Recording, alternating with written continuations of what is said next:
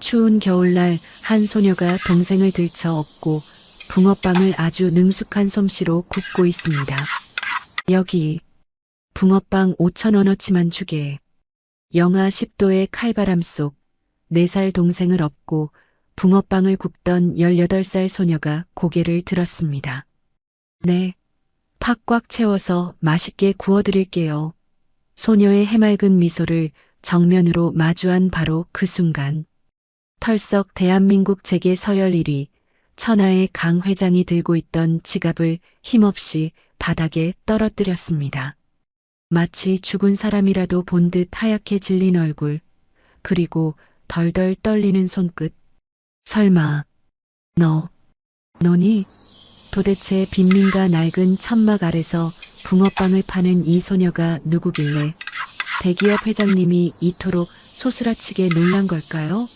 단 5,000원의 붕어빵이 불러온 기막힌 운명 모두를 경악하게 만든 소녀의 정체와 그 뒤에 숨겨진 비밀이 궁금하시다면 구독과 좋아요 부탁드립니다. 어디서 듣고 계신지 댓글 남겨주시면 그곳으로 행복이 가득하시길 바라겠습니다. 오늘의 사연 시작합니다. 새벽 4시 서울의 가장 낮은 곳이라 불리는 쪽방촌의 얇은 창문 틈으로 칼바람이 비집고 들어왔습니다. 보일러도 제대로 돌지 않는 방바닥은 얼음장처럼 차가웠고 이불 밖으로 나온 코끝이 아릴 정도로 공기는 매서웠죠. 잠결에도 으슬으슬한 한기를 느낀 수아가 눈을 번쩍 뜨며 옆자리를 더듬었습니다. 이불을 목까지 덮고 곤히 잠든 4살배기 동생 도윤의 볼에 손등을 대보며 체온을 확인하고 나서야 수아는 안도의 한숨을 내쉬었습니다. 그때였습니다. 옆에 누워있던 엄마 지연이 입을 틀어막으며 거칠게 기침을 토해내기 시작했습니다. 마른 몸이 침대 위에서 종이장처럼 흔들렸고 기침 소리는 금방이라도 숨이 끊어질 듯 위태로웠습니다. 수아가 황급히 몸을 일으켜 엄마의 등을 두드리며 다급하게 물었습니다. 엄마, 괜찮아? 물 줄까? 지연이 고개를 저으며 손을 내저었지만 기침은 멈추지 않았습니다. 결국 쿨럭하는 소리와 함께 지연의 손가락 사이로 붉은 피가 울컥 쏟아져 나왔습니다. 수아의 눈동자가 흔들렸지만 익숙한 듯 재빨리 수건을 가져와 엄마의 입가와 손에 묻은 피를 닦아냈습니다. 떨리는 손끝을 애써 감추며 수아가 밝은 목소리로 말했습니다. 괜찮아, 엄마. 피 조금 섞여 나온 거야. 내가 약국 가서 더 좋은 약 받아올게. 지연이 힘겨운 숨을 몰아쉬며 젖은 눈으로 딸을 올려다보았습니다. 창백한 얼굴에 미안함과 죄책감이 가득 번졌습니다. 지연이 수아의 손을 힘없이 잡으며 가라앉은 목소리로 말했습니다. 수아야, 엄마가 미안해. 내가 죽어야 너희가 살 텐데. 내가 짐이다, 짐이야. 수아가 엄마의 손을 꽉 잡으며 눈에 힘을 주었습니다. 눈물이 나오려는 걸 꾹 참으며 일부러 퉁명스럽게 대꾸했습니다. 엄마, 또 그 소리. 그런 말하면 나 진짜 화낼 거야. 엄마가 왜 짐이야? 우리 가족이잖아.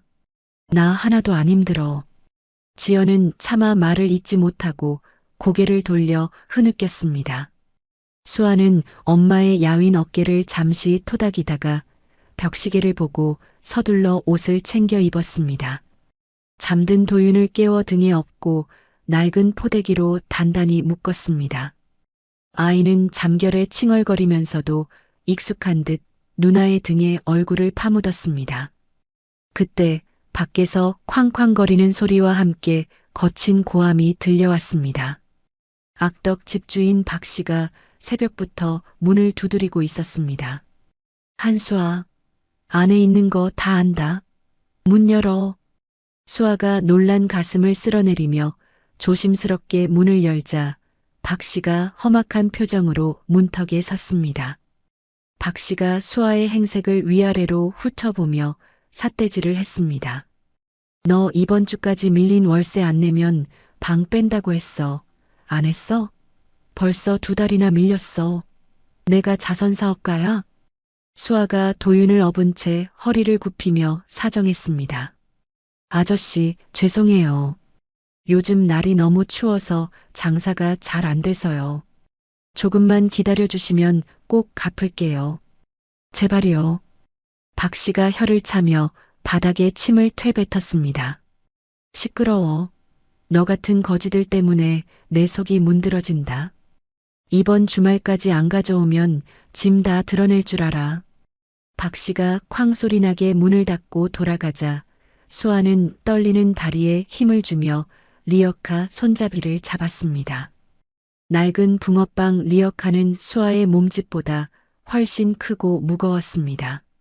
수아는 심호흡을 한번 크게 하고 살을 애는 새벽바람 속으로 리어카를 밀기 시작했습니다. 끼익거리는 바퀴 소리가 고요한 골목길에 처량하게 울려 퍼졌습니다. 같은 시각 서울 도심의 화려한 고층 빌딩 꼭대기층에 있는 회장실. 대한민국 굴지의 대기업 총수 강기석 회장이 가슴을 부여잡고 식은땀을 흘리고 있었습니다. 심장을 쥐어짜는 듯한 통증에 강 회장의 얼굴이 백지장처럼 하얗게 질렸습니다. 옆에 있던 주치의가 다급하게 약을 건네며 심각한 표정으로 말했습니다. 회장님, 더 이상은 무리입니다. 당장 입원하셔서 집중 치료를 받으셔야 합니다. 이식 대기 순번이 오지 않으면 정말 6개월을 넘기기 힘듭니다.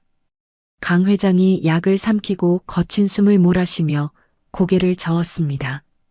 그의 눈빛만은 형형하게 살아있었죠. 강 회장이 주치의의 손을 뿌리치며 단호하게 말했습니다. 안 돼. 내 딸 지연이 찾기 전엔 눈 못 감아. 절대 못 죽어. 주치의가 안타까운 듯 한숨을 쉬며 물러났습니다. 강 회장은 책상 위에 놓인 낡은 액자를 떨리는 손으로 집어들었습니다. 40년 전 자신이 반대했던 결혼을 하겠다며 집을 나간 딸 지연의 앳된 사진이었습니다. 강 회장이 사진 속 딸의 얼굴을 어루만지며 비서실장을 호출했습니다. 조 비서실장이 들어오자 강 회장이 쉰 목소리로 지시했습니다.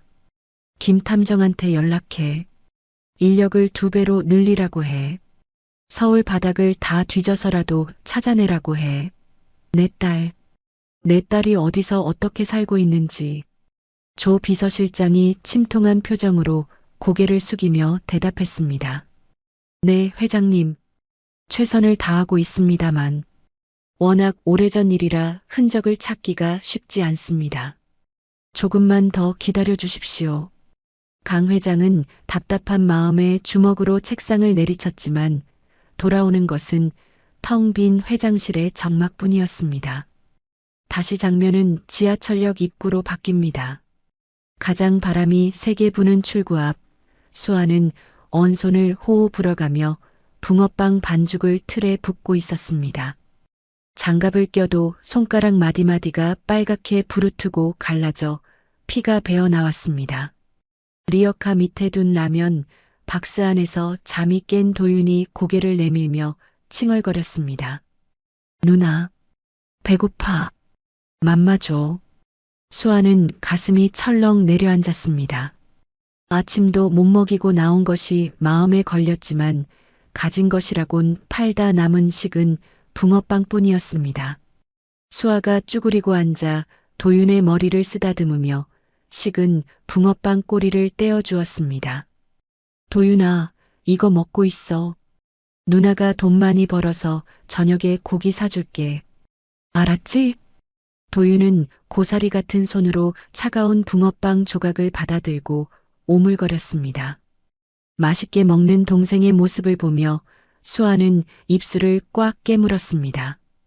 지나가는 출근길 사람들이 아이를 데리고 나온 수아를 힐끔거리며 쳐다봤지만 붕어빵을 사가는 사람은 드물었습니다. 그때 시장통에서 채소를 파는 욕쟁이 할머니가 지나가다 멈춰 섰습니다.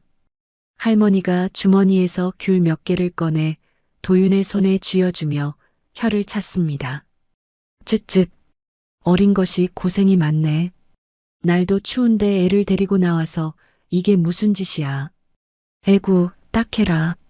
수아가 허리를 90도로 숙이며 깍듯하게 인사했습니다. 할머니, 감사합니다. 도윤아, 할머니한테 인사해야지. 도윤이 배꼽 인사를 하자 할머니는 못 이기는 척 웃으며 자리를 떴습니다. 점심시간이 지나도록 손님은 뜸했고 수아는 앞치마 주머니에서 꼬깃꼬깃한 1,000원짜리 몇 장을 꺼내 세어보았습니다. 오늘 엄마가 먹어야 할 진통제 값도 되지 않는 돈이었습니다. 수아의 한숨이 하얀 입김이 되어 허공으로 흩어졌습니다. 해가 지고 어둑어둑해질 무렵 수아는 리어카를 정리하고 동네 약국으로 향했습니다. 약사에게 처방전을 내밀며 수아가 기어들어가는 목소리로 말했습니다.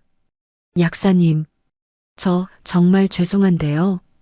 엄마 약 외상으로 한 번만 더 부탁드리면 안 될까요? 내일은 꼭 드릴게요. 약사가 난처한 표정으로 안경을 추어 올리며 대답했습니다. 학생, 저번 것도 아직 안 갚았잖아. 나도 장사하는 입장인데 자꾸 이러면 곤란해. 수아가 울먹이며 고개를 숙였습니다. 죄송해요. 정말 죄송해요. 엄마가 지금 너무 아파하셔서요. 이 약 없으면 오늘 밤 못 넘기실 수도 있어요. 제발요, 약사님. 약사는 수아의 등 뒤에 엎인 도윤을 보고는 깊은 한숨을 내쉬었습니다. 결국 약사는 말없이 약봉지를 건네주며 손사래를 쳤습니다. 알았어, 알았어. 가져가. 대신 이번 주 내로는 꼭 갚아야 해. 수아는 연신 허리를 숙여 인사하고 약국을 나왔습니다. 집으로 돌아오는 길 수아의 발걸음은 천근만근 무거웠습니다. 차가운 바람이 옷깃을 파고들었지만 마음의 추위가 더 매서웠습니다. 집에 도착한 수아는 엄마에게 물과 약을 챙겨주었습니다. 지연이 힘없이 약을 삼키고는 수아의 눈치를 보며 물었습니다. 수아야, 오늘 장사는 좀 어땠니? 날이 추워서 손님 없었지? 수아가 애써 밝게 웃으며 거짓말을 했습니다. 아니야, 엄마. 오늘 완전 대박 났어. 사람들이 줄 서서 사갔다니까? 붕어빵 굽느라 팔이 다 아플 정도야. 지연은 딸의 거짓말을 알면서도 모른 척 고개를 끄덕였습니다. 하지만 지연의 숨소리는 아까보다 더 거칠어져 있었고 식은땀이 베개를 적시고 있었습니다. 수아는 엄마가 잠들 때까지 손을 주물러 주었습니다. 밤이 깊어 엄마와 도윤이 모두 잠든 시각. 수아는 구석에 앉아 텅 빈 지갑을 열어보았습니다. 동전 몇 개만이 달그락거리는 소리를 냈습니다. 수아는 고개를 들어 벽에 걸린 아빠의 영정사진을 바라보았습니다. 사진 속 아빠는 환하게 웃고 있었지만 수아의 눈에서는 참았던 눈물이 주르륵 흘러내렸습니다. 수아가 소리가 새어나가지 않도록 입을 틀어막고 속으로 외쳤습니다. 아빠, 나 너무 힘들어. 엄마 좀 살려줘. 제발 우리 좀 도와줘. 작은 방 안에는 지연의 거친 숨소리와 수아의 삼키는 울음소리만이 가득 찼습니다. 다음 날 오후 서울의 한 재개발 예정 지구. 고층 빌딩 숲에서 조금 벗어난 이곳은 시간이 멈춘 듯 낡은 풍경을 간직하고 있었습니다. 무너질 듯한 담벼락과 색바랜 간판들이 즐비한 골목 어귀에 검은색 세단 한 대가 멈춰 섰습니다. 차 문이 열리고 모자를 푹 눌러 쓴 노신사가 수행원들의 만류를 뿌리치고 내렸습니다. 강기석 회장이었습니다. 따라오지 말라니까. 혼자 좀 걷고 싶어. 강 회장이 수행원들에게 손을 휘저으며 골목 안으로 걸음을 옮겼습니다. 답답한 마음에 무작정 밖으로 나왔지만 눈에 들어오는 것은 쓸쓸하고 황량한 풍경뿐이었습니다. 40년 전 딸 지연이 신혼살림을 차렸던 동네와 비슷해서 찾아왔지만 이미 모든 것이 변해버린 뒤였죠. 강 회장이 씁쓸한 표정으로 혀를 찼습니다. 여기도 다 변했구먼. 내 마음만 그대로지. 강 회장이 돌아가려 발길을 돌리던 찰나였습니다. 어디선가 차가운 겨울바람을 타고 익숙하고 달콤한 냄새가 코끝을 스쳤습니다. 고소한 밀가루 냄새와 달착지근한 판 냄새. 그것은 붕어빵 굽는 냄새였습니다. 순간 강 회장의 머릿속에 40년 전의 기억이 파노라마처럼 스쳐 지나갔습니다. 퇴근하고 집에 돌아오면 어린 딸 지연이 현관까지 뛰어나와 매달리며 했던 말. 아빠, 붕어빵 사왔어? 나 꼬리부터 먹을 거야. 판 많이 든 걸로. 강 회장의 눈가가 촉촉해졌습니다. 홀린 듯 냄새를 따라 골목 모퉁이를 돌자 낡은 천막 아래에서 하얀 김을 내뿜으며 붕어빵을 굽고 있는 앳된 소녀가 보였습니다. 등에는 어린아이를 업고 빨갛게 언 손으로 붕어빵 틀을 부지런히 뒤집고 있는 소녀 수아였습니다. 강 회장이 천천히 노점 앞으로 다가갔습니다. 노릇노릇하게 익어가는 붕어빵을 보자 가슴 한구석이 찌릿하게 아려왔습니다. 딸이 그토록 좋아했던 그 간식. 강 회장이 떨리는 목소리로 입을 열었습니다. 학생, 여기 붕어빵 5,000원어치만 주게. 수아는 갑작스러운 손님의 등장에 놀라 고개를 들었습니다. 허름한 점퍼 차림이지만 어딘가 기품 있어 보이는 할아버지였습니다. 수아는 금세 영업용 미소를 지으며 활기차게 대답했습니다.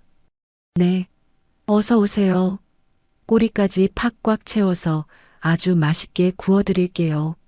수아가 능숙한 솜씨로 갓 구운 따끈한 붕어빵을 종이봉투에 담기 시작했습니다. 김이 모락모락 나는 붕어빵을 담으며 수아가 땀을 닦으려 고개를 들었을 때였습니다. 강 회장과 수아의 눈이 정면으로 마주쳤습니다. 강 회장의 동공이 지진이라도 난 듯 흔들렸습니다. 동그란 이마, 웃을 때 반달이 되는 눈매, 오뚝한 코. 수아의 얼굴은 강 회장의 기억 속에 박제된 어린 시절 딸 지연의 모습과 너무나 똑같았습니다. 마치 40년의 세월을 뛰어넘어 딸이 눈앞에 나타난 것 같았습니다. 지연아. 강 회장의 입에서 헛바람 같은 신음이 새어나왔습니다. 충격에 휩싸인 강 회장의 손에 힘이 풀리며 쥐고 있던 최고급 가죽 지갑이 바닥으로 툭 떨어졌습니다. 하지만 강 회장은 그것을 인지하지도 못한 채 멍하니 수아의 얼굴만 바라보았습니다. 수아는 할아버지가 자신을 뚫어지게 쳐다보자 당황스러운 표정을 지었습니다. 그때 수아의 등 뒤에 엎여 있던 도윤이 고개를 내밀며 말했습니다. 할아버지, 지갑 떨어졌어요. 도윤의 맑은 목소리에 강 회장이 퍼뜩 정신을 차렸습니다. 수아가 얼른 리어카 밖으로 나와 바닥에 떨어진 지갑을 주워주려 했습니다. 하지만 도윤이 먼저 꼬물거리는 손을 뻗어 강 회장의 차가운 손등을 덮었습니다. 할아버지, 손이 얼음 같아요. 호 해드릴까요? 도윤이 입을 오므리고 강 회장의 손에 따뜻한 입김을 불어주었습니다. 그 작은 온기가 강 회장의 얼어붙은 심장을 녹여내리는 듯 했습니다. 강 회장은 눈시울이 붉어져 차마 말을 잇지 못했습니다.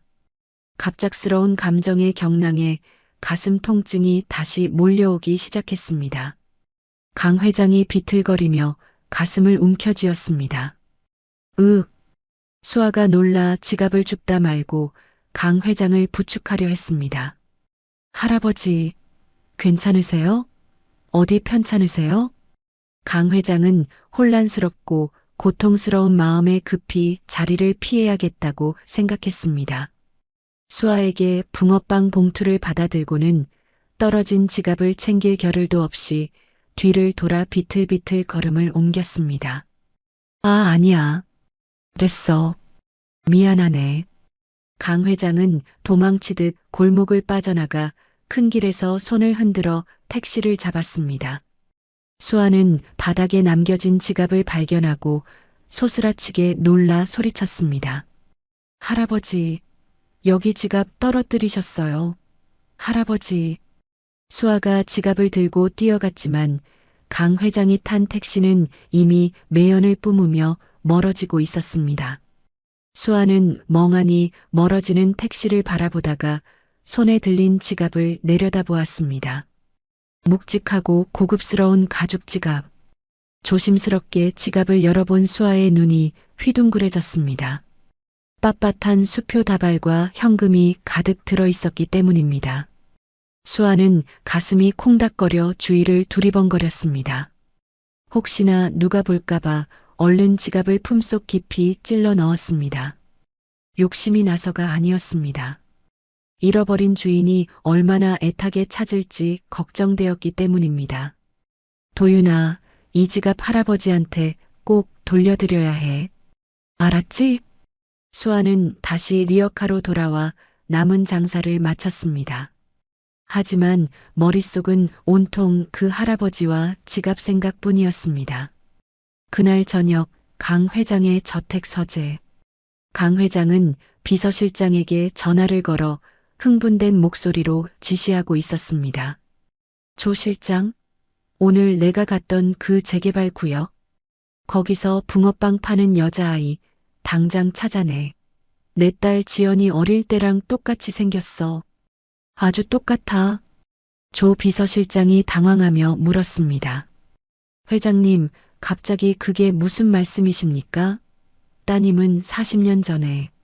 잔말 말고 찾으라면 찾아. 이름이 뭔지, 어디 사는지, 부모는 누군지 싹 다 알아오란 말이야. 내 직감이 맞아.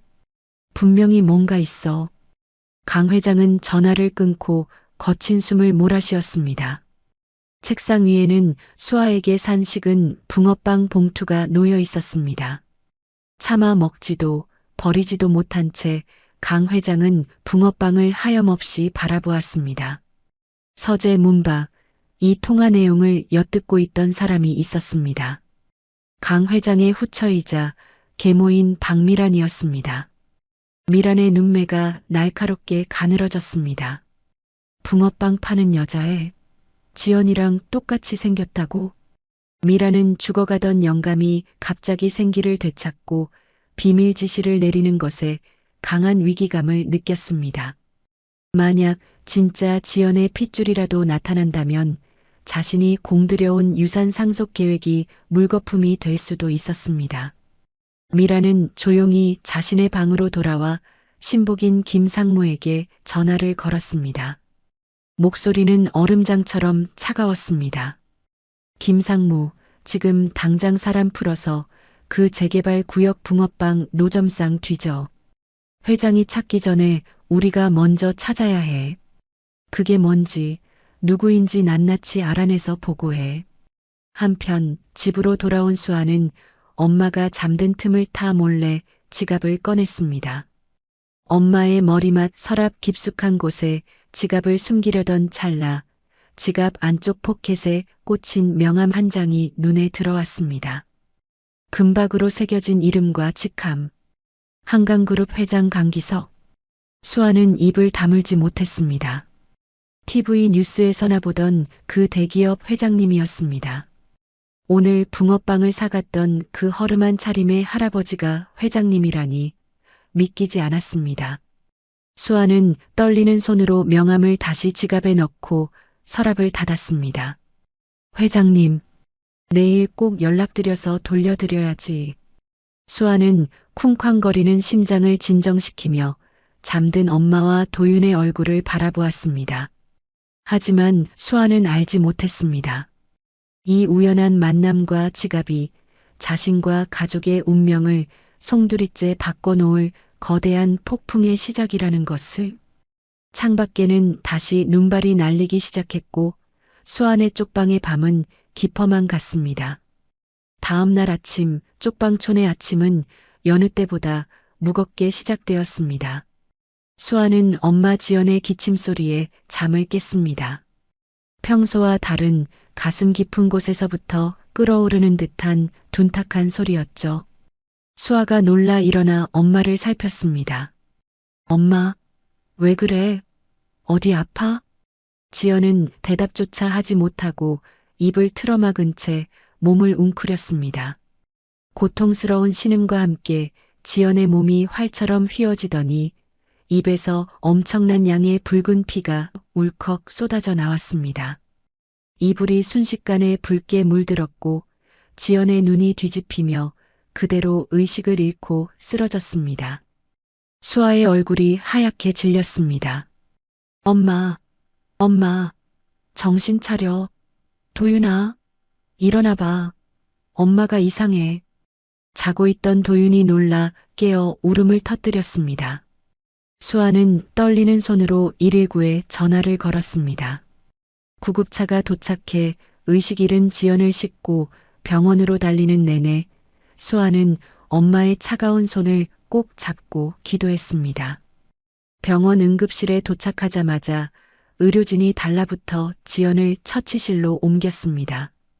하지만 잠시 후 원무과 직원이 수아를 불렀습니다. 직원은 차가운 표정으로 모니터를 바라보며 말했습니다.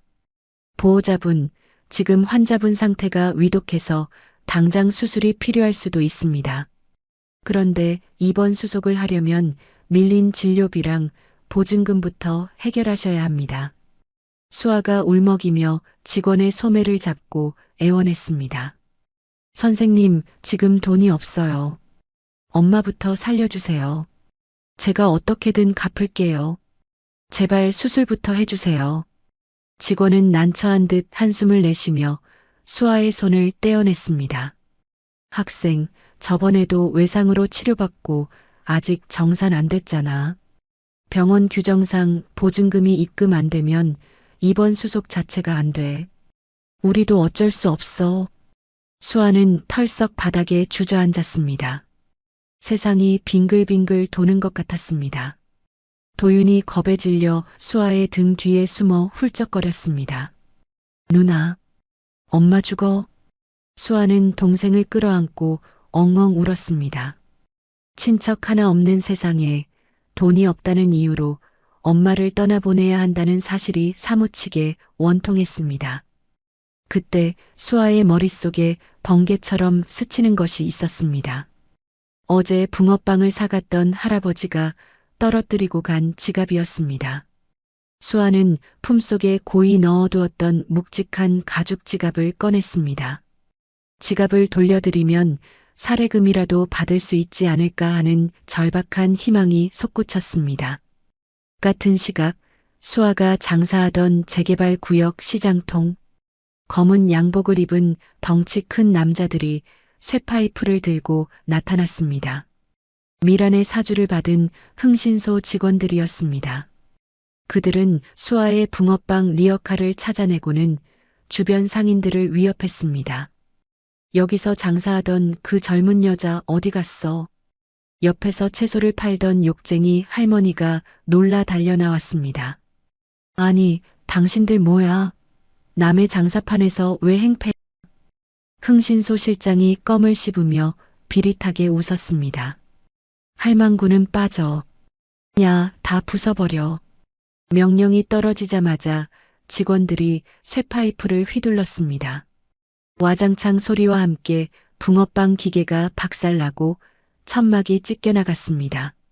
수아의 유일한 생계 수단이자 엄마가 물려준 소중한 리어카가 순식간에 고철 덩어리가 되었습니다. 욕쟁이 할머니가 발을 동동 구르며 소리쳤지만 그들은 멈추지 않았습니다. 실장은 박살난 리어카 사진을 찍어 미란에게 전송하며 중얼거렸습니다. 어디 숨었는지 쥐새끼도 곧 찾을 겁니다. 다시 병원 로비 구석. 수아는 떨리는 손으로 공중전화 수화기를 들었습니다. 지갑 속에 있던 명함을 꺼내 적힌 번호를 한자 한자 눌렀습니다. 신호음이 가는 동안 수아의 심장은 터질 듯이 뛰었습니다. 딸깍 소리와 함께 비서실 직원의 목소리가 들려왔습니다. 네, 한강그룹 비서실입니다. 수아는 울음을 삼키며 겨우 입을 열었습니다. 저, 붕어빵 파는 학생인데요. 직원은 잡상인이나 장난 전화라고 생각한 듯 목소리가 딱딱해졌습니다. 학생, 여기 장난 전화하는 곳 아닙니다. 끊습니다. 아니에요. 잠깐만요. 할아버지가. 회장님이 지갑을 두고 가셔서요. 그때였습니다. 옆에서 서류를 결제하던 강기석 회장이 붕어빵이라는 단어에 귀가 번쩍 뜨였습니다. 강 회장은 본능적으로 자리에서 일어나 직원의 전화기를 낚아챘습니다. 나다. 나 강기석이다.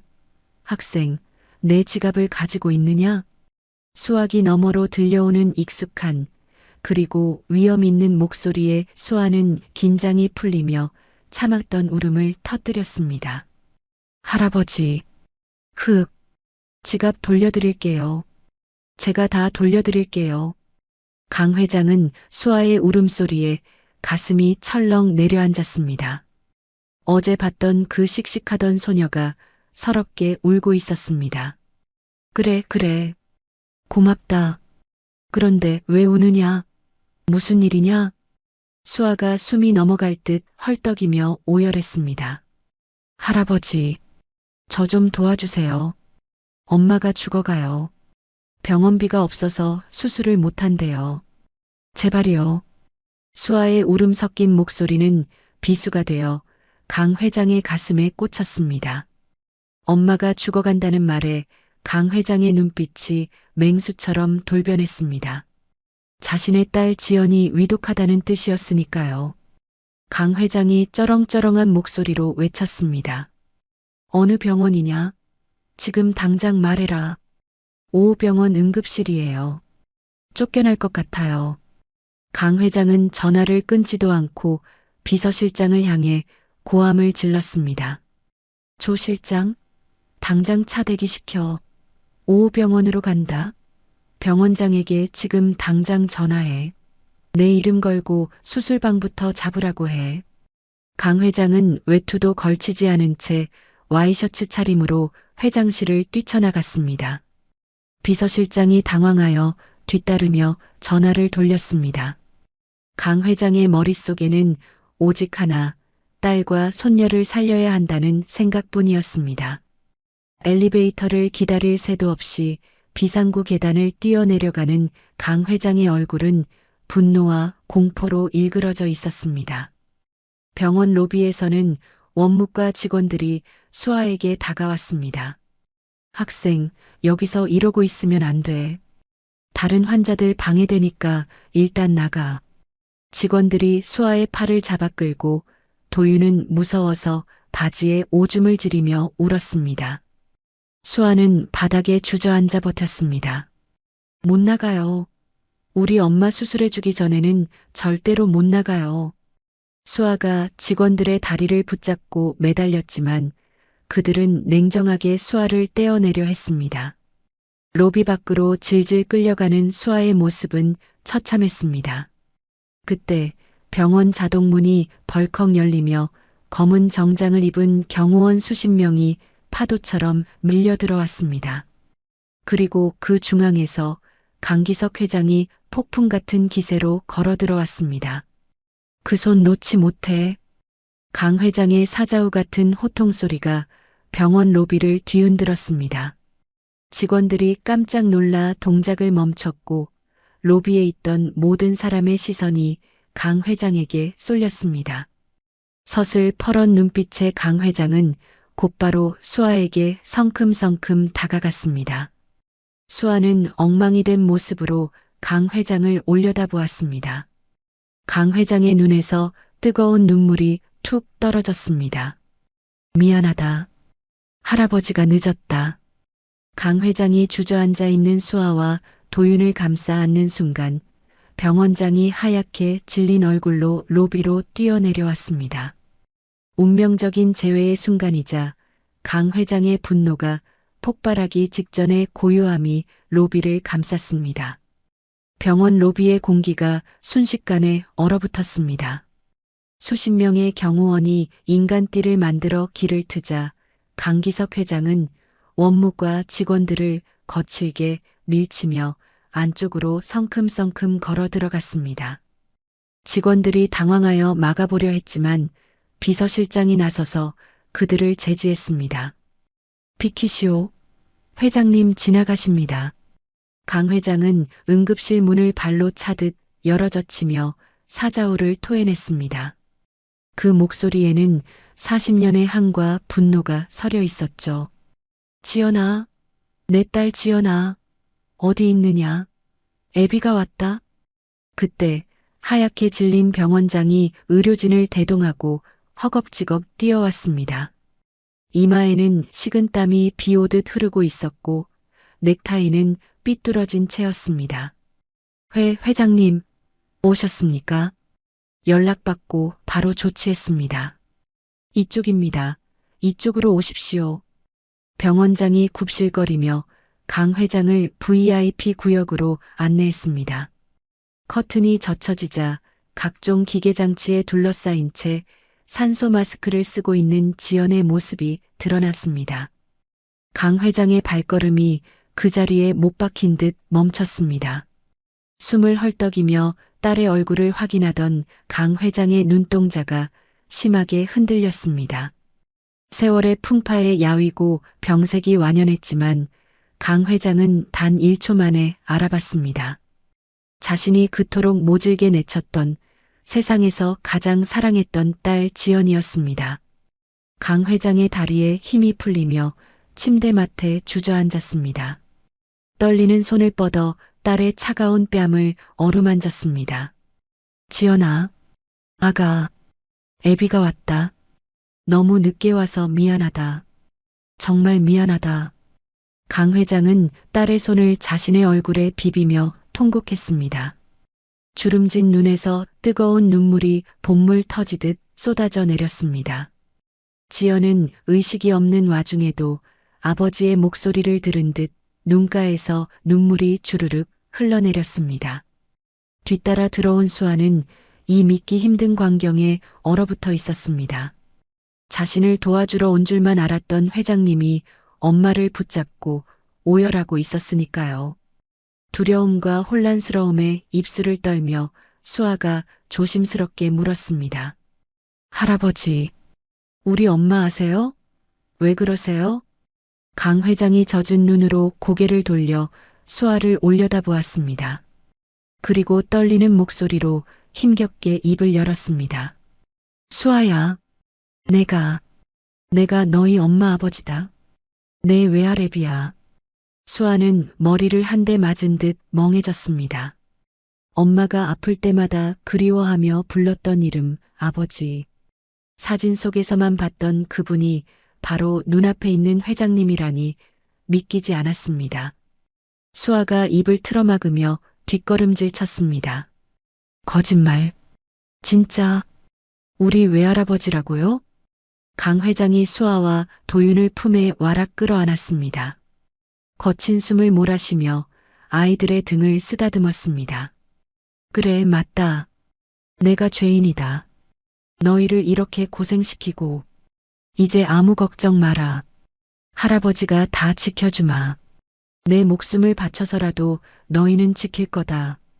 강 회장의 품에서 전해지는 뜨거운 체온과 진심 어린 울음에 수아도 참았던 눈물을 터뜨렸습니다. 할아버지, 엄마 좀 살려주세요. 우리 엄마 불쌍해서 어떡해. 세 사람은 병실에서 서로를 부둥켜 안고 하염없이 울었습니다. 병원장과 의료진도 숙연해져 고개를 들지 못했습니다. 잠시 후 지연은 긴급 수술을 위해 수술실로 이동했습니다. 수술실 문이 닫히고 수술 중이라는 붉은 등이 들어오자 강 회장은 문 앞 의자에 털썩 주저앉았습니다. 비서실장이 조심스럽게 다가와 물을 건넸습니다. 회장님, 진정하십시오. 국내 최고의 의료진이 들어갔으니 따님은 무사하실 겁니다. 댁에 가서 좀 쉬시는 게. 강 회장이 고개를 저으며 단호하게 말했습니다. 아니, 내 딸이 사경을 헤매는데 내가 어떻게 발을 뻗고 자겠나? 여기서 기다릴 거네. 강 회장은 수아와 도윤을 자신의 옆에 앉히고 아이들의 손을 꼭 잡았습니다. 그 손을 절대 놓지 않겠다는 듯 힘이 들어가 있었습니다. 같은 시각 강 회장의 저택. 계모 미라는 화장대 앞에 앉아 전화를 받고 있었습니다. 수화기 너머로 심어둔 병원 직원의 보고가 들려왔습니다. 네, 사모님. 회장님이 친딸을 찾으셨습니다. 지금 수술 중이고 손주들까지 다 확인됐습니다. 미란의 표정이 순식간에 일그러졌습니다. 들고 있던 와인잔을 벽에 집어 던지자 쨍그랑 소리와 함께 붉은 파편이 사방으로 튀었습니다. 이 노인네가 기어코 그 송장 같은 년을 찾아냈어. 40년을 죽은 듯이 살 것이지. 왜 이제 와서 나타나? 미라는 분노에 차 거울 속에 비친 자신의 얼굴을 노려보았습니다. 거울을 깨뜨릴 듯 화장품 병들을 쓸어버리며 악을 썼습니다. 절대 안 돼. 내 아들 몫이야. 그깟 붕어빵 파는 계집애한테 내 돈 못 뺏겨. 미란의 눈동자가 독사처럼 번들거렸습니다. 그녀는 떨리는 손으로 어딘가로 전화를 걸었습니다. 목소리는 낮고 섬뜩했습니다. 준비해. 회장이 그것들을 집으로 데려올 거야. 들어오는 순간부터 숨도 못 쉬게 만들어야 해. 다시 병원 수술실 앞. 몇 시간의 피 말리는 기다림 끝에 수술실 램프가 꺼졌습니다. 집도이가 필요한 기색으로 나오자 강 회장이 벌떡 일어나 다가갔습니다. 내 딸은 어떻게 됐소? 의사가 마스크를 벗으며 옅은 미소를 지었습니다. 천만다행입니다, 회장님. 수술은 성공적입니다. 고비를 넘겼으니 이제 중환자실에서 경과만 지켜보면 될 것 같습니다. 강 회장은 그제야 다리에 힘이 풀려 비서실장의 부축을 받았습니다. 안도의 한숨을 내쉬며 수아를 쳐다보았습니다. 들었지? 엄마 살았단다. 이제 됐어. 이제 됐어. 강 회장은 즉시 비서실장에게 지시를 내렸습니다. 조 실장, 내일부터 당장 지연이랑 애들 내 호적에 올리는 절차 밟아. 그리고 저택 별채 싹 비우라고 해. 애들 거처로 쓸 거야. 최고급 가구랑 아이들 용품으로 다 채워 넣어. 비서실장이 고개를 숙이며 대답했습니다. 네, 회장님. 즉시 이행하겠습니다. 그리고 사모님께는 강 회장의 눈빛이 매섭게 변했습니다. 그 여자는 알 필요 없어. 내가 알아서 한다. 일단 애들부터 집으로 데려가야겠다. 지연이는 깨어날 때까지 자네가 병원에서 지키고 있어. 잠시 후 강 회장의 리무진이 저택의 거대한 철문 안으로 들어섰습니다. 차창 밖으로 보이는 웅장한 정원과 궁전 같은 저택의 모습에 수아와 도윤은 입을 다물지 못했습니다. 도윤이 창문에 얼굴을 딱 붙이고 소리쳤습니다. 우와, 누나, 여기 우리 집이야? 진짜 커. 수아는 끄덕이면서도 불안한 마음을 감출 수 없었습니다. 자신들이 이런 곳에 어울리는 사람인지 엄마를 힘들게 했던 그 집이 아닌지 두려웠기 때문입니다. 현관문이 열리고 강 회장이 아이들의 손을 잡고 들어서자 미리 기다리고 있던 미란이 팔짱을 낀 채 서 있었습니다. 미란은 가식적인 미소를 지으며 도윤을 내려다보았습니다. 하지만 그 눈빛은 먹잇감을 노리는 맹수처럼 차가웠습니다. 어머, 회장님. 이 아이들이에요? 밖에서 데려오신 손님들. 미란이 도윤의 볼을 만지려 손을 뻗자 도윤이 겁을 먹고 강 회장의 다리 뒤로 숨었습니다. 강 회장이 미란의 손을 거칠게 쳐내며 낮은 목소리로 으르렁거렸습니다. 손님이 아니라 내 가족이야. 내 핏줄이라고. 허튼 수작 부릴 생각 마. 내 손주들 털끝 하나라도 건드리면 그날로 빈털터리로 쫓겨날 줄 알아. 미라는 손이 천해진 채 굳어버렸습니다. 수치심과 분노로 얼굴이 붉게 달아올랐지만 강 회장의 서슬퍼런 기세에 눌려 입도 뻥긋하지 못했습니다. 강 회장은 미란을 투명 인간 취급하며 아이들을 이끌고 2층으로 올라갔습니다. 가자 얘들아. 할아버지가 너희 방을 보여주마.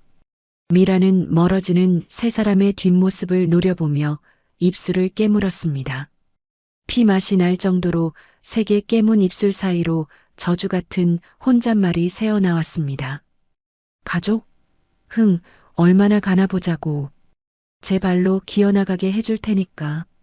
그날 밤 모두가 잠든 깊은 시각. 미라는 어둠 속에 잠긴 정원 구석으로 나갔습니다.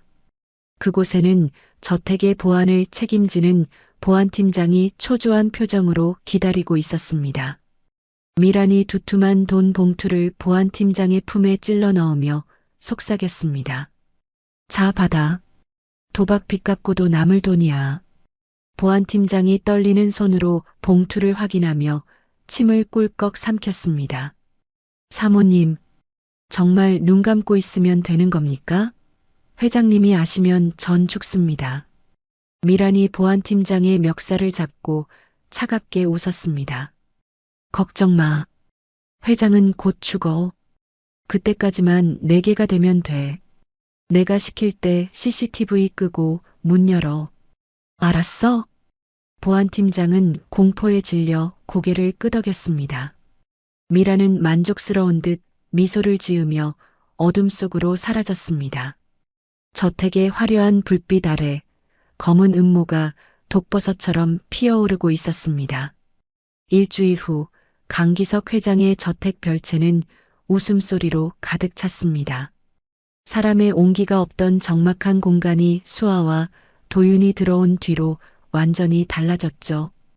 햇살이 따스하게 내리쬐는 정원, 강 회장이 도윤에게 공을 굴려주며 아이처럼 웃고 있었습니다. 도윤아, 할아버지한테 차봐. 옳지, 잘한다. 도윤이 까르르 웃으며 고사리 같은 발로 공을 찼습니다.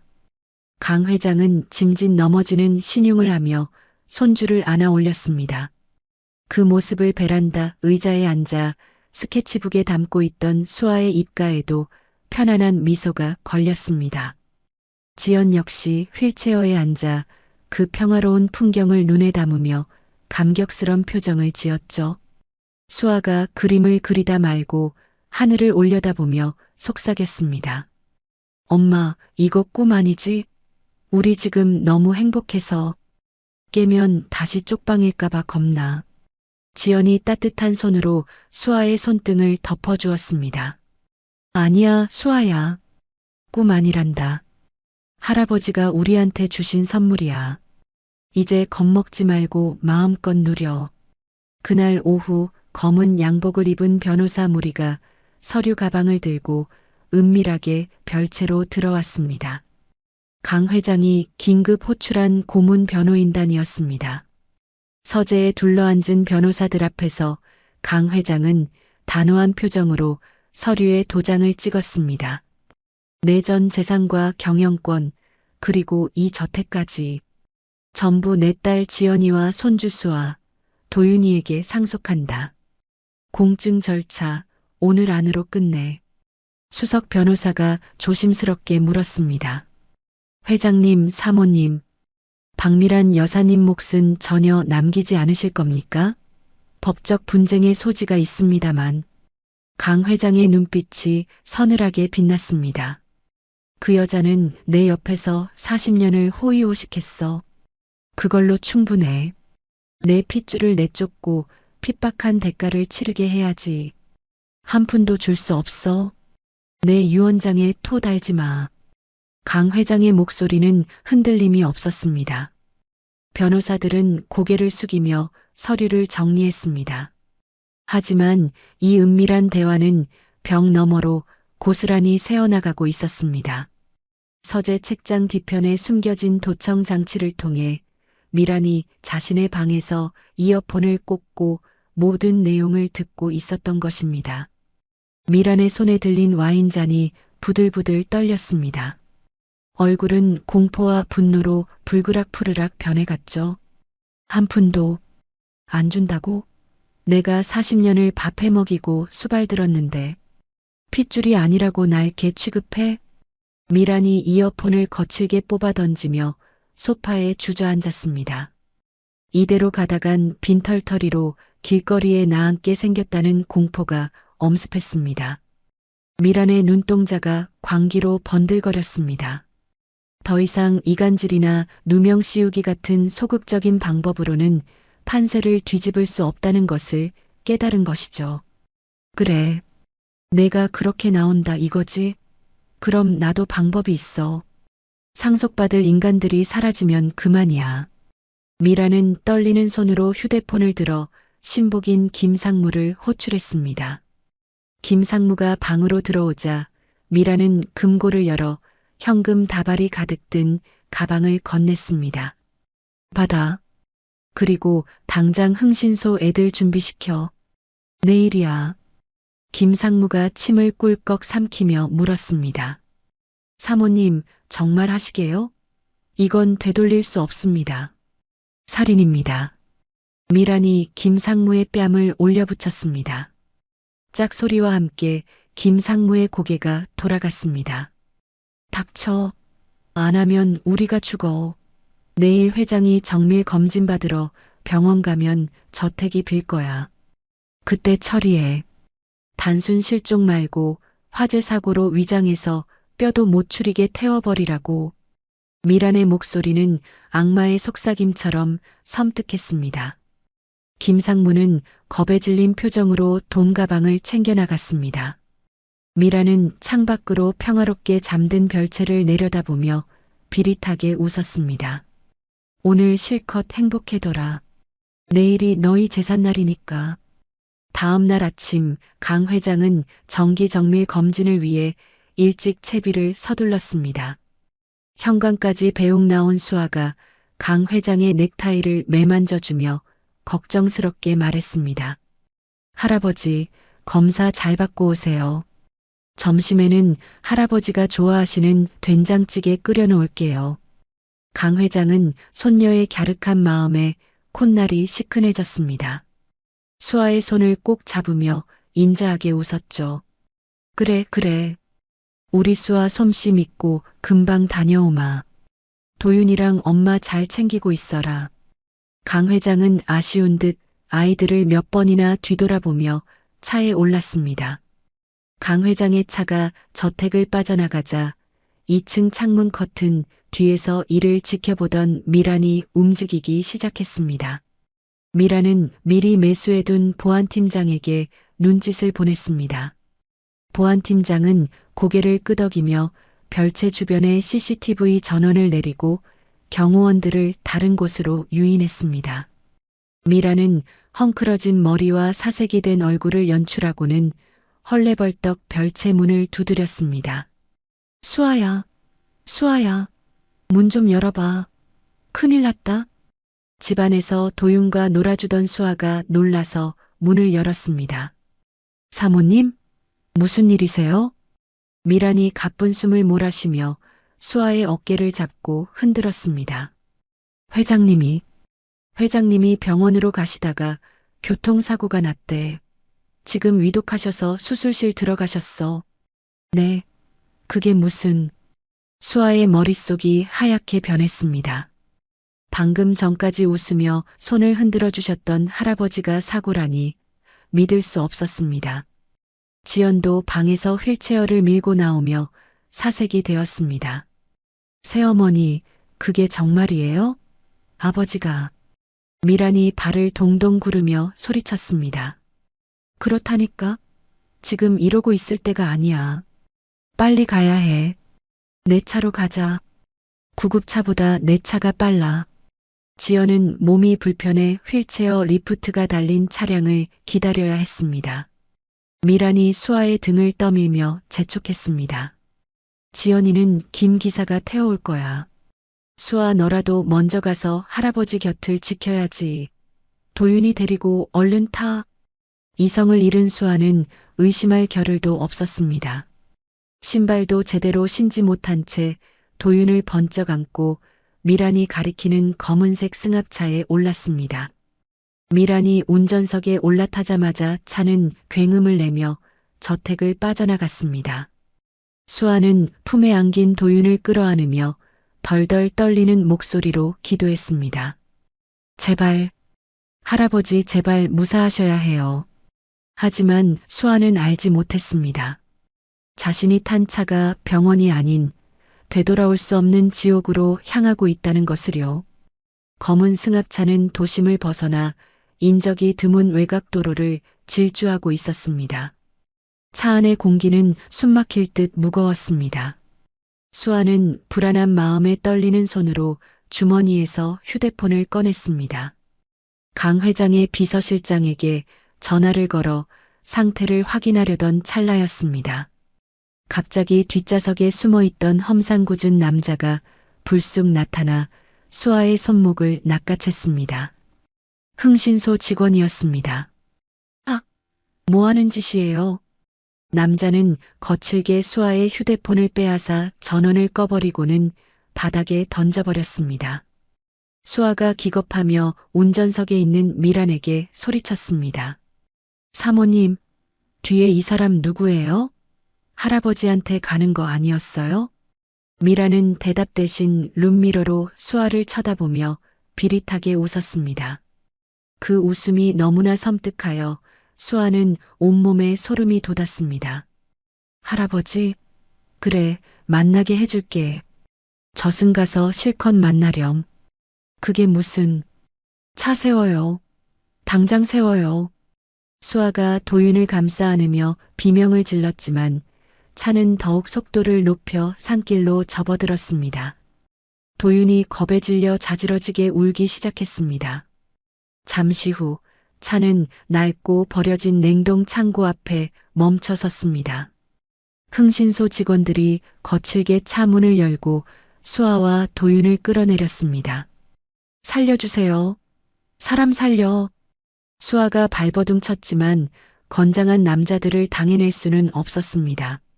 수아와 도윤은 손발이 밧줄로 꽁꽁 묶인 채 차가운 시멘트 바닥에 내동댕이 쳐졌습니다. 미란이 차에서 내려 창고 안을 둘러보며 흥신소 실장에게 명령했습니다. 깔끔하게 처리해. 화재 사고로 위장해서 뼈도 못 추리게 싹 다 태워버려. 알리바이 만들어야 하니까 난 먼저 간다. 미라는 뒤도 돌아보지 않고 차를 타고 사라졌습니다. 수아는 멀어지는 차를 보며 절망했습니다. 차가운 바닥에서 도윤이 덜덜 떨며 울먹였습니다. 누나, 무서워. 집에 가고 싶어. 수아는 묶인 몸을 비틀어 도윤에게 다가가 온기를 나눠주며 속삭였습니다. 도윤아, 괜찮아. 누나가 있잖아. 누나가 꼭 지켜줄게. 울지 마. 한편 병원에서 정밀 검진을 받고 있던 강 회장은 이상한 낌새를 느꼈습니다. 수아에게 전화를 걸었지만 전원이 꺼져 있었고 집사에게 전화를 걸어 확인한 내용은 충격적이었습니다.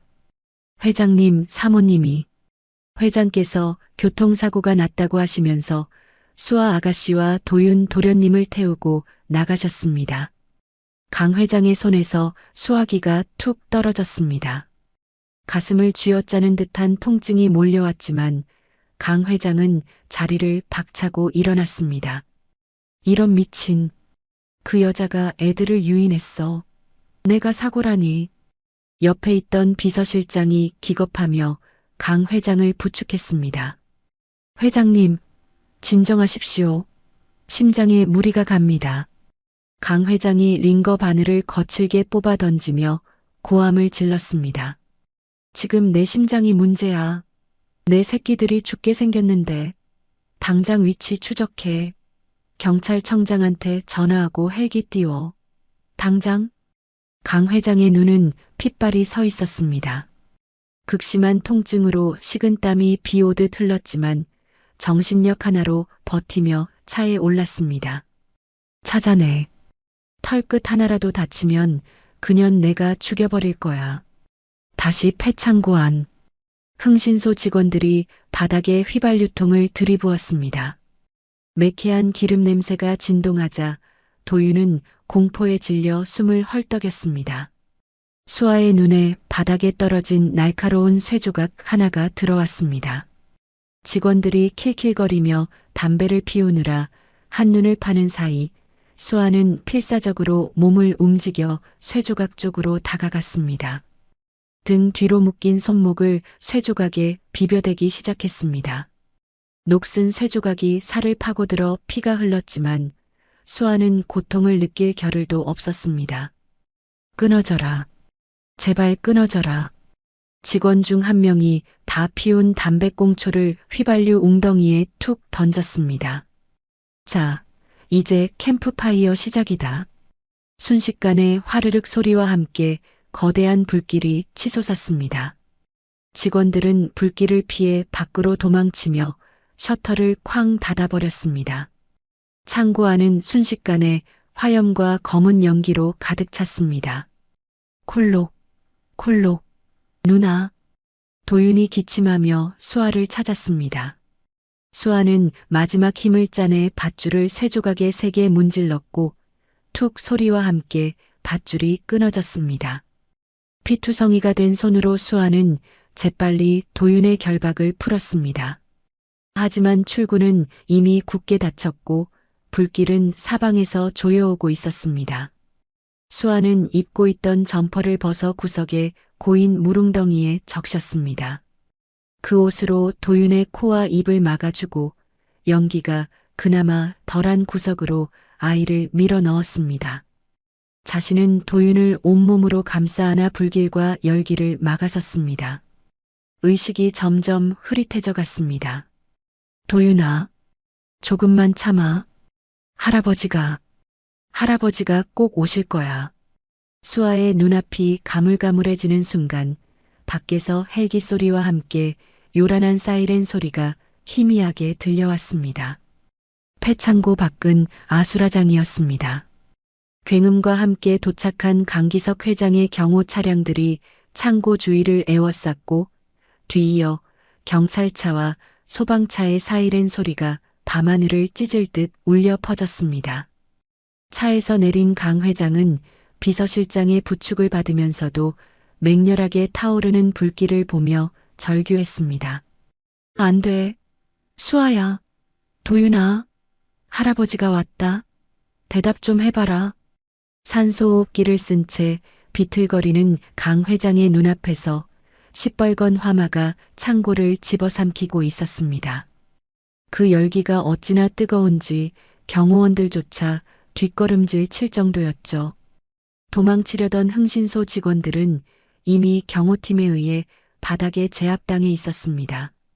강 회장이 지팡이를 집어 던지며 불길 속으로 뛰어들려 하자 비서실장과 경호원들이 온몸으로 막아섰습니다.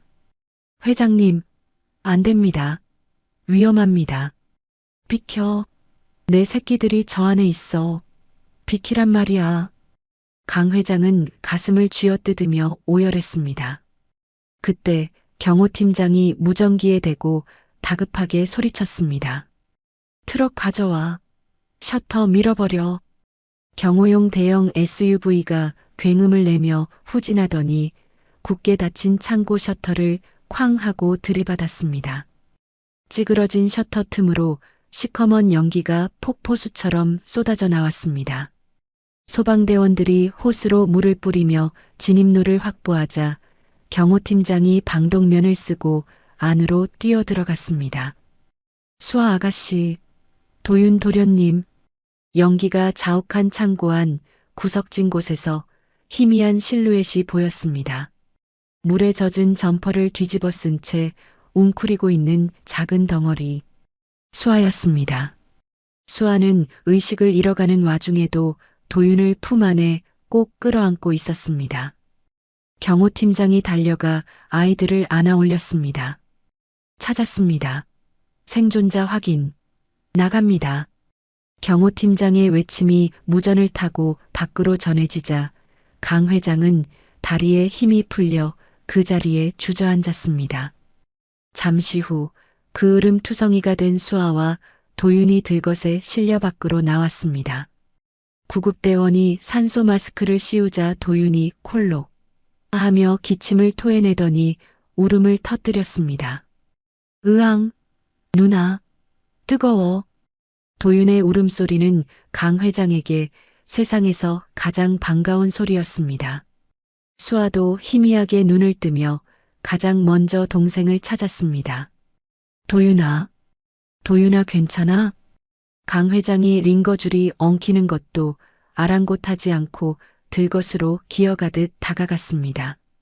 새카맣게 그을린 손녀의 얼굴을 어루만지며 통곡했습니다.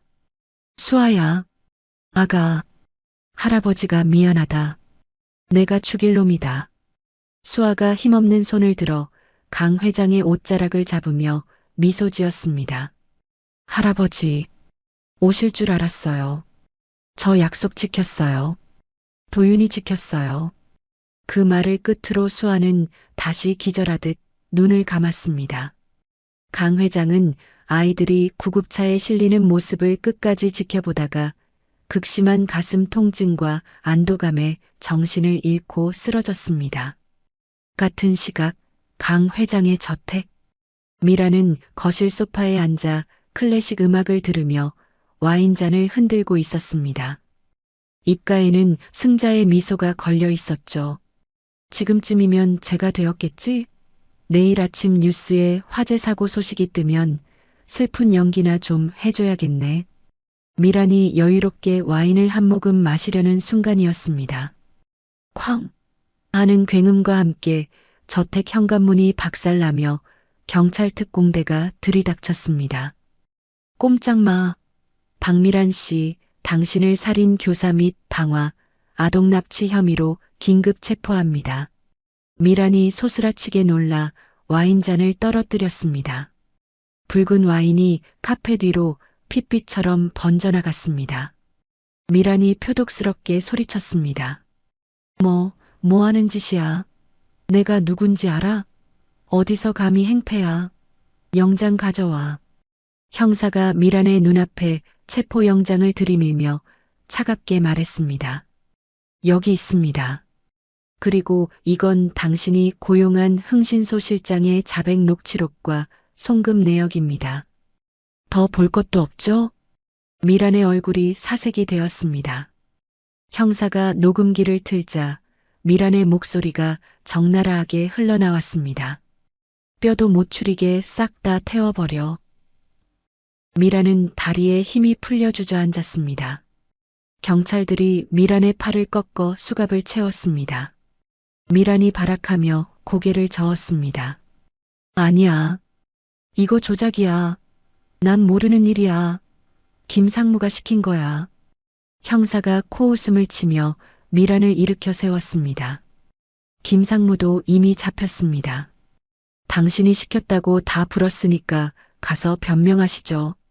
미란이 끌려나가는 모습은 저택 앞에 대기하고 있던 뉴스 카메라들에 의해 전국으로 생중계되었습니다. 화려했던 재벌가 사모님의 추락은 그야말로 순식간이었습니다. 며칠 뒤 병원 VIP 병실. 강 회장이 깊은 잠에서 깨어났습니다. 눈을 뜨자마자 보인 것은 자신의 손을 꼭 잡고 잠든 수아와 침대 발치에서 새근거리는 도윤의 모습이었습니다. 휠체어에 앉은 지연이 눈물을 글썽이며 강 회장을 바라보고 있었습니다. 아버지, 깨어나셨어요? 강 회장이 쉰 목소리로 물었습니다. 애들은 괜찮으냐? 지연이 고개를 끄덕이며 수아의 머리를 쓰다듬었습니다. 네, 다행히 화상은 깊지 않대요. 연기를 좀 마셔서 치료받았는데 이제 괜찮아요. 아버지께서 구해주셨어요. 강 회장은 안도의 한숨을 내쉬며 눈물을 흘렸습니다. 그때 주치의가 들어와 조심스럽게 말했습니다. 회장님, 정말 기적입니다. 심장 상태가 한계였는데 정신력으로 버티셨어요. 이제 정말 수술 받으셔야 합니다. 마침 이식 가능한 심장이 나왔습니다. 강 회장은 잠든 아이들의 얼굴을 하나하나 눈에 담았습니다. 살아야 할 이유가 너무나 명확해졌습니다. 강 회장이 주치의의 손을 잡으며 결연하게 말했습니다. 수술하겠네. 나 살아야겠어. 이 아이들 시집 장가가는 것까지 다 보고 죽어야겠어. 한편 구치소 독방에 수감된 미란에게 면회객이 찾아왔습니다.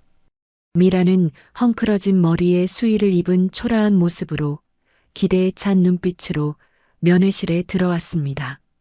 하지만 기다리고 있던 건 그녀의 변호사였습니다. 변호사는 짐을 챙기며 냉정하게 말했습니다. 박미란 씨, 저는 이 사건에서 손 떼겠습니다. 증거가 너무 명백해서 승산이 없어요. 미란이 유리벽을 두드리며 소리쳤습니다. 무슨 소리야? 돈은 달라는 대로 줄게. 내 비자금 있잖아. 그거면 되잖아. 변호사가 한심하다는 듯 혀를 찼습니다. 그 비자금 계좌 이미 강 회장님 측에서 다 동결시켰습니다. 당신은 지금 빈털털이에요. 그리고 여론이 너무 안 좋아서 어떤 변호사도 당신 변호 안 맡을 겁니다. 죗값 달게 받으세요. 변호사가 나가버리자 미라는 자리에 주저앉아 절규했습니다. 하지만 차가운 시멘트 벽은 그녀의 비명에 메아리조차 돌려주지 않았습니다. 뉴스에서는 악마 계모의 몰락과 붕어빵 소녀의 기적이라는 타이틀로 연일 강 회장 가족의 이야기가 보도되었습니다. 세상은 권선징악의 결말에 환호했습니다. 창밖에는 첫눈이 내리고 있었습니다. 병실한 수아가 눈을 비비며 일어났습니다. 강 회장이 수아를 보며 따뜻하게 미소 지었습니다. 잘 잤니, 우리 강아지? 수아가 할아버지의 품에 얼굴을 비비며 대답했습니다. 네, 할아버지. 꿈에서 엄마랑 할아버지랑 도윤이랑 소풍 가는 꿈 꿨어요. 너무 좋았어요. 강 회장이 수아를 꼭 안아주며 약속했습니다. 그래, 이제 곧 봄이 오면 진짜 소풍 가자. 꽃도 보고 맛있는 것도 먹고 매일매일 소풍처럼 살게 해주마. 가족들의 웃음소리가 병실을 따뜻하게 채웠습니다. 긴 겨울이 지나고 그들에게 진정한 봄이 찾아오고 있었습니다. 1년 후 서울 도심의 한복판. 한강그룹 본사 빌딩 1층 로비는 아침부터 북적였습니다.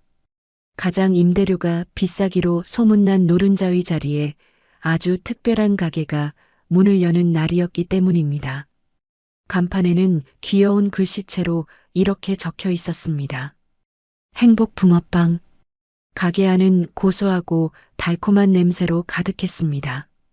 오픈 주방에서는 말끔한 셰프복을 입은 수아가 능숙한 손놀림으로 붕어빵을 굽고 있었죠. 반죽을 붓고 파탕금을 듬뿍 넣고 다시 반죽을 덮어 굽는 동작이 물 흐르듯 자연스러웠습니다. 수아의 얼굴은 1년 전 혹한의 거리에서 떨던 때와는 비교도 안 될 만큼 환하고 건강해 보였습니다. 자, 각 구운 붕어빵 나왔습니다. 뜨거우니까 조심하세요. 수아가 활기차게 외치자 홀에서 서빙을 하던 한 노신사가 얼른 쟁반을 받아들었습니다. 놀랍게도 그는 앞치마를 두른 강기석 회장이었습니다. 심장 이식 수술을 성공적으로 마치고 건강을 되찾은 강 회장은 지팡이도 없이 꼿꼿한 자세로 손님들에게 붕어빵을 날랐습니다. 여기 판 많이 든 꼬리입니다. 맛있게 드십시오. 손님들이 화들짝 놀라며 자리에서 일어났습니다. 아이고, 회장님, 저희가 가져다 먹겠습니다. 어떻게 회장님이 서빙을? 강 회장이 호탕하게 웃으며 손사래를 쳤습니다. 허허, 앉으세요. 여기서는 제가 회장이 아니라 아르바이트생입니다. 제 손녀가 사장님이고요. 시키는 대로 해야지 쫓겨나면 큰일 납니다. 가게 안에 유쾌한 웃음소리가 퍼졌습니다. 오늘의 VIP석에는 특별한 손님들이 초대되어 있었습니다. 바로 1년 전 수아가 장사하던 시장통의 욕쟁이 할머니와 단골 손님들이었습니다. 욕쟁이 할머니가 붕어빵을 한 입 베어 물며 눈시울을 붉혔습니다. 아이고, 우리 수아, 이제 고생 끝났네. 얼굴 핀 것 좀 봐. 내 마음이 다 시원하다. 수아가 다가와 할머니의 손을 잡으며 말했습니다. 할머니, 그때 귤 주신 거 평생 안 잊을 거예요. 자주 오세요. 할머니는 평생 공짜예요. 한편 가게 한쪽에서는 화가로 복귀한 지연이 재능 기부로 아이들에게 그림을 그려주고 있었습니다. 건강을 완전히 회복한 지연의 얼굴에는 우아함과 평온함이 넘쳤습니다. 그 옆에서 유치원복을 입은 도윤이 친구들에게 자랑하느라 바빴습니다. 야, 봤지? 우리 누나가 만든 붕어빵이야. 우리 할아버지가 회장님인데 붕어빵도 나른다. 멋있지? 친구들이 우아하며 부러워하자 도윤은 어깨를 으쓱거렸습니다. 수아는 이 카페의 수익금 전액을 소년소녀 가장과 미혼모 가정에 기부하기로 했습니다. 자신이 겪었던 추위와 배고픔을 다른 아이들은 겪지 않기를 바라는 마음에서였죠. 강 회장이 갓 구운 붕어빵 하나를 집어들고 맛을 보았습니다. 바삭하고 달콤한 맛이 입안 가득 퍼졌습니다. 정말 맛있구나. 5,000원이 아니라 50억을 줘도 못 살 맛이야. 우리 수아 솜씨가 최고다. 수아가 부끄러운 듯 웃으며 대답했습니다. 에이, 할아버지도 참. 50억이 뭐예요. 진심이다. 이 붕어빵엔 사랑이 들어있잖니. 돈으로 살 수 없는 거지. 가게 벽면에는 액자 2개가 나란히 걸려 있었습니다. 하나는 1년 전 낡은 리어카를 끌고 가던 수아의 뒷모습 사진. 그리고 다른 하나는 지금 이 순간 환하게 웃고 있는 네 식구의 가족 사진이었습니다. 과거의 아픔을 잊지 않고 현재의 행복을 지키겠다는 다짐과도 같았습니다. 같은 시각 차가운 구치소 독방. 수감번호가 적힌 수의를 입은 미란이 멍하니 앉아 있었습니다. 면회객 하나 없는 쓸쓸한 방, 낡은 TV에서는 행복 붕어빵 카페의 오픈 소식과 강 회장 가족의 인터뷰가 흘러나오고 있었습니다. 화면 속에서 행복하게 웃고 있는 강 회장과 아이들의 모습을 보며 미라는 고개를 떨고 왔습니다. 욕심이 부른 참혹한 결과에 대한 뒤늦은 후회였지만 되돌릴 수 있는 것은 아무것도 없었습니다. 미란의 눈에서 회한의 눈물이 뚝뚝 떨어져 차가운 바닥을 적셨습니다. 저녁이 되고 눈이 내리기 시작했습니다. 영업을 마친 수아는 남은 붕어빵을 포장해 들고 가족들과 함께 거리로 나섰습니다. 거리 곳곳에 크리스마스 장식이 반짝이고 캐럴이 울려 퍼지고 있었습니다. 도윤이 강 회장의 손을 잡고 깡충거리며 걸었습니다. 할아버지, 눈 와요. 눈. 강 회장이 도윤의 손을 꼭 잡으며 물었습니다. 도윤아, 춥지 않니? 도윤이 고개를 세차게 저으며 수아를 쳐다보았습니다. 아니요. 하나도 안 추워요. 누나 손도 따뜻하고 할아버지 손도 따뜻해요. 수아가 지연의 팔짱을 끼고 반대쪽 손으로는 도윤의 손을 잡으며 할아버지를 마주 보았습니다. 하얀 눈송이가 수아의 머리 위에 살포시 내려앉았습니다. 할아버지, 저 이제 겨울이 무섭지 않아요. 우리 가족은 영원히 춥지 않을 거니까요. 강 회장이 흐뭇한 미소를 지으며 고개를 끄덕였습니다. 그래, 그렇고 말고. 우리에겐 서로가 있으니까. 네 사람은 서로의 체온을 나누며 눈 내리는 밤거리를 걸어갔습니다. 가로등 불빛 아래 길게 늘어진 네 사람의 그림자가 하나로 겹쳐졌습니다. 그들의 행복한 웃음소리가 하얀 눈과 함께 세상으로 퍼져나갔습니다. 화면이 서서히 멀어지며 김이 모락모락 나는 따뜻한 붕어빵 봉투를 비추고 이야기는 막을 내립니다. 오늘 들려드린 수아와 강 회장님의 이야기 어떠셨나요? 매서운 칼바람 속에서도 동생을 업고 묵묵히 버텨낸 수아의 용기와 뒤늦게나마 핏줄을 찾아 모든 것을 바친 할아버지의 사랑이 만들어낸 기적 같은 결말이었습니다. 탐욕에 눈이 멀어 천륜을 저버린 미란의 최후는 쓸쓸하고 비참했지만 서로의 언손을 녹여주며 다시 일어선 수아네 가족의 모습은 우리에게 진정한 행복이 무엇인지 다시금 깨닫게 해줍니다. 돈이나 명예보다 더 소중한 건 결국 나와 함께 밥을 먹고 온기를 나누는 가족이라는 사실을 말이죠. 비록 지금 삶이 고달프고 시린 겨울 한복판에 있는 것 같더라도 언젠가는 반드시 따뜻한 봄날이 찾아올 거라 믿습니다. 여러분의 삶에도 수아의 행복 붕어빵처럼 마음을 녹여줄 달콤하고 따뜻한 기적이 일어나기를 진심으로 기원합니다. 오늘 이야기가 여러분의 지친 하루에 작은 위로가 되었기를 바랍니다. 이야기를 끝까지 들어주신 분이 계시다면 잘 들었다고 댓글 하나만 남겨주세요. 감사합니다.